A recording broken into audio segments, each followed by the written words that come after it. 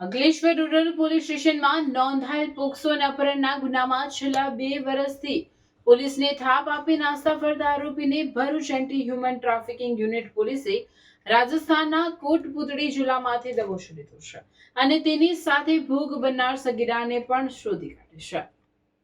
વર્ષ 2024માં Ankleshwar rural police મથકે IPC કલમ 363, 366 તથા પોક્સો એક્ટ હેઠળ ગુનો નોંધાયો હતો। આ કેસમાં આરોપી સગીરાનું અપહરણ કરી ફરાર થઈ ગયો હતો। છેલ્લા 2 વર્ષથી પોલીસ આ આરોપીની શોધખોળ કરી રહી હતી, પરંતુ તે સતત પોતાના ઠેકાણા બદલીને પોલીસથી બચતો રહ્યો હતો। ભરૂચ જિલ્લા પોલીસ અધિક્ષક અક્ષરરાજ મકવાણાની સૂચના હેઠળ એએસટીયુ શાખાના incharge police inspector HG Gohil અને તેમની ટીમે તપાસ તેજ કરી હતી। તે દરમિયાન ટેકનિકલ સર્વેલન્સ અને હ્યુમન ઇન્ટેલિજન્સના આધારે બાતમી મળી હતી કે આરોપી રાજસ્થાનમાં છુપાયેલો છે। મળેલ બાતમીના આધારે પોલીસે રાજસ્થાનના નિમરાના ખાતે દરોડો પાડી આરોપી દીપક કુમાર પાલને ઝડપી પાડ્યો હતો। આરોપી મૂળ ઉત્તર પ્રદેશના જાલુન જિલ્લાના અભિરવા ગામનો રહેવાસી છે।